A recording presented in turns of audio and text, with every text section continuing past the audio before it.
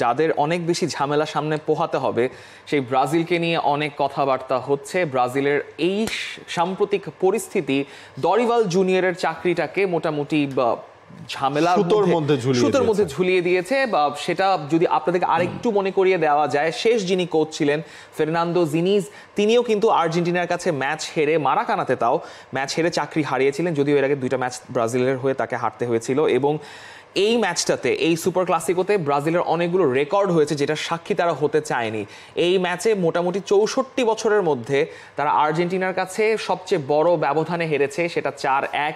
এবং যদি আমরা সেই পরিসংখ্যানগুলো একটু দেখতে পারি, বলাটা আরেকটু সহজ হয়ে যেত যে এই যে সুপার হতাশা, এই হতাশার মধ্যে 61 বছরের একটা ইতিহাস। এই 61 বছরে বা ব্রাজিল আর্জেন্টিনার সবচেয়ে বড় হারটা হেরেছে এই ব্যবধানে। এবং আবারও অবধারিতভাবে আপনার সামনে চলে আসে ওই স্কোর লাইনটা, রমজান মাস 2014 বিশ্বকাপ 1-7, এবং সেই স্কোর লাইনের পর এটাই ব্রাজিলের সবচেয়ে বড় হার। এবং মনুমেন্টালে ব্রাজিল মোটামুটি একটা অপরাজিত রেকর্ড ছিল, ড্র কিংবা ম্যাচ জেতারও রেকর্ড ছিল। সেই মনুমেন্টালে ব্রাজিল জিতেছে, হেরে গেছে 20 বছর পর। এবং বিশ্বকাপ বাছাই পর্বের যদি ম্যাচ হিসাব করেন 2006 থেকে 2022 পর্যন্ত, এর মধ্যে 74টা ম্যাচের মধ্যে ব্রাজিল হেরেছিল 5টায়। এই সেম সংখ্যক ম্যাচ ব্রাজিল হেরেছে 14টা ম্যাচের মধ্যে, যেটা এই বছরের এই 2026 বিশ্বকাপের বাছাই পর্বের ম্যাচ। এই যে আপনার 4x স্কোর লাইনটা হলো, এটাও তো হচ্ছে আপনার বাছাই পর্বের ইতিহাসে হচ্ছে হিসেবে ব্রাজিলের হিসেবে সবচেয়ে বড় হার। এবং এই হারের ফলে কি হয়েছে, দরিভাল জুনিয়রের চাকরিটা ঝুলছে।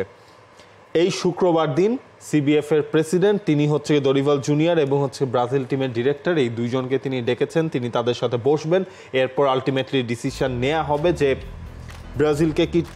ব্রাজিলের সাথে দরিভাল জুনিয়রের চুক্তিটা কি থাকছে নাকি থাকছে না। দেখেন আপনি বাছাই পর্বে 4টা ম্যাচ বাকি রয়েছে, 2026 বিশ্বকাপের আগে 4টা উইন্ডো, নর্মাল উইন্ডো টাইমও বাকি রয়েছে। সেই সময়গুলোতে আপনি হয়তো বা কিছু ফ্রেন্ডলি ম্যাচ আপনি খেলার সুযোগ পাবেন।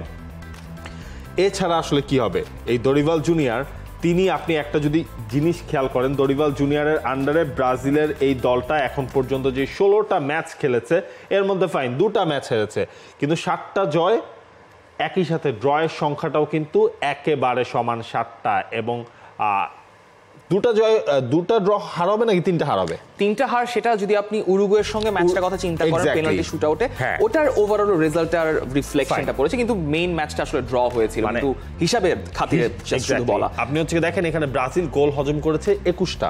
হ্যাঁ, এর আগে ব্রাজিলের যেই মানে তিতের পর ব্রাজিলের যে দুজন কোচ ছিলেন, মেনজেস এবং দিনিজ, তাদের আমলে এই পুরো টাইমটাকে যদি আপনি হিসেব করেন, ব্রাজিল 2022 বিশ্বকাপের পর গোল কনসিড করেছে 31টা, যেটা হচ্ছে কি আপনার তিতে যে হচ্ছে কি আপনার লম্বা সময়, অলমোস্ট প্রায় 8 বছর 6 বছরের ওপরে তিতে যে ছিলেন, ওই টাইমে ব্রাজিল গোল কনসিড করেছিল হচ্ছে আপনার 30টা। মানে ব্রাজিলকে কিন্তু এক ইনজুরি প্রবলেম, নেইমার নাই, নেইমার আসছে, নেইমার আবারও যাচ্ছেন ইনজুরির কারণে, সবকিছু মিলে একটা বাজে টাইম আসলে দরিভাল জুনিয়র পাস করছেন। এখন দরিভাল জুনিয়রকে যদি আলটিমেটলি চেক করা হয়, তাহলে হচ্ছে কি আপনার হাতে অপশন কি রয়েছে, কার্লো আনচেলত্তির সাথে আবারও কথা শুরু করতে পারেন, সেটাই হচ্ছে গিয়ে প্ল্যান এ। কিন্তু সেই প্ল্যান এ করলেও কার্লো আনচেলত্তি কবে জয়েন করবেন? কার্লো আনচেলত্তি তো 2026 পর্যন্ত তো রিয়াল মাদ্রিদের সাথে প্ল্যান করা। হ্যাঁ, এখন তিনি যদি হচ্ছে গিয়ে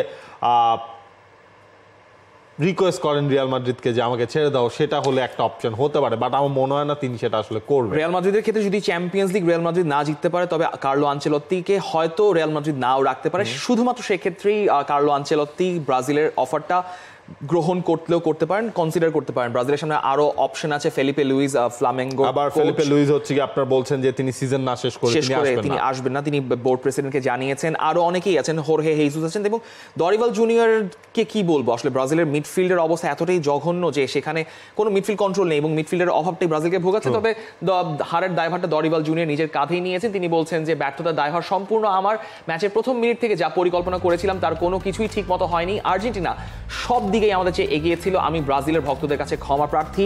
ক্ষমা ভিনিসিউসও চেয়েছেন, বলেছেন যে আর্জেন্টিনা তাদেরকে আউটপ্লে করে দিয়েছে, ব্রাজিল জঘন্য খেলেছে। ব্রাজিলের পরবর্তী অ্যাসাইনমেন্ট ইকুয়েডরের সঙ্গে, যারা এই মুহূর্তে দ্বিতীয় স্থানে রয়েছে। It's not going to be easy for Brazil. ব্রাজিলের ভক্তদেরকে খুব কষ্ট করে ধরে থাকতে হবে, সময় ধৈর্য ধরে, যেটা আর্জেন্টিনা ভক্তরা করেছিল। বাকিটা পরবর্তীতে দেখা যাবে আসলে। For more updates, subscribe to our YouTube channel and click on the bell icon. Follow us on Facebook and Instagram. Download T-Sports app to enjoy exciting games and highlights. Visit tsports.com.